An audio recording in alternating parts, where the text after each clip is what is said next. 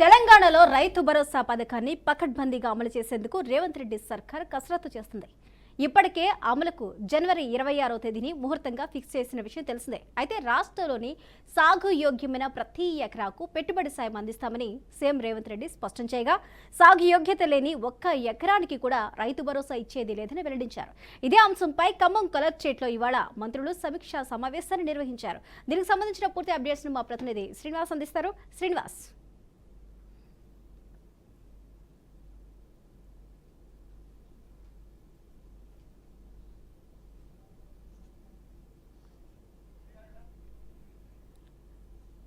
శ్రీనివాస్, రైతు భరోసా ఇచ్చేందుకు తెలంగాణ ప్రభుత్వం ఒక డేట్ అయితే ఫిక్స్ చేయడం జరిగింది. అయితే ఇప్పటికే సాగుకి యోగ్యమైన ఎకరాలకు మాత్రమే రైతు భరోసా ఇస్తామంటూ కూడా రాష్ట్ర ప్రభుత్వం క్లారిటీ ఇచ్చిన నేపథ్యంలో సాగుకు యోగ్యంగా లేని ఒక్క ఎకరా కూడా ఇచ్చేది లేదు అంటూ కూడా కరాఖండిగా తెలిసి చెప్పింది. దీనికి సంబంధించి ఈరోజు సమీక్షా సమావేశం నిర్వహించారు. దానికి సంబంధించిన అప్డేట్స్ ఏంటి శ్రీనివాస్?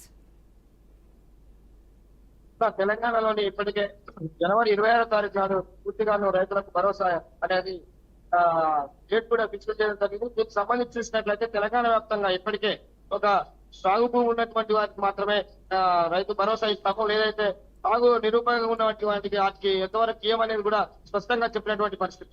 ప్రధానంగా చూసుకున్నట్లయితే తెలంగాణ వ్యాప్తంగా ఉన్నటువంటి అనేక సాగు భూములు కాకుండా గత ప్రభుత్వంలో ఇచ్చినటువంటి రైతు భరోసా కాకుండా నేడు ఖచ్చితంగా సాగు భూమికి ఏదైతే ఉంటుందో రైతు భరోసా ఇచ్చి తీరుతాము.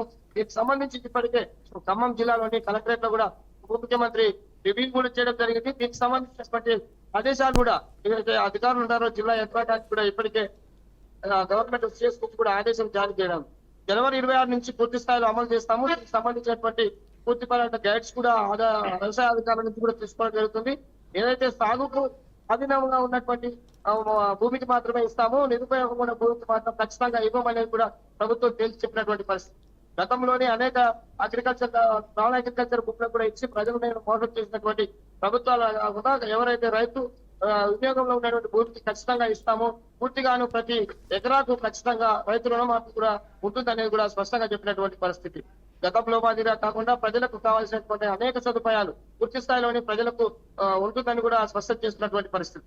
గత పాలకులు చేసినటువంటి నిర్లక్ష్యం ఈ ప్రభుత్వం చేయదని రేవంత్ రెడ్డి నాయకత్వంలో కూడా పూర్తి స్థాయిలోని సమన్వయం చేస్తూ ప్రతి ఒక్క రైతుకు గిట్టుబాటు ధర ఇచ్చేలాగా కృషి చేస్తుందని కూడా చెప్తున్నటువంటి పరిస్థితి. ఖమ్మం జిల్లా కలెక్టరేట్ లో జరిగినటువంటి రివ్యూలో కూడా ఉప ముఖ్యమంత్రి బట్టి విక్రమార్క కూడా పాల్గొని ఇదే విషయాన్ని స్పష్టంగా చేసినటువంటి పరిస్థితి. పూర్తిగా అధికారులతో సమన్వయం చేస్తూ రాష్ట్ర వ్యాప్తంగా జరగాల్సినటువంటి మిషన్ విధానాన్ని కూడా ఇప్పటికే ఒక నోట్ కూడా తయారు చేశారు. దీనికి సంబంధించి పూర్తిగా రైతులకు అందేలాగా చూస్తాము, రైతు భరోసా ఖచ్చితంగా ఇస్తాము, సాగు భూమికి మాత్రం ఇస్తామని స్పష్టం చేసినటువంటి పరిస్థితి. స్వప్న, థ్యాంక్ యూ శ్రీనివాస్.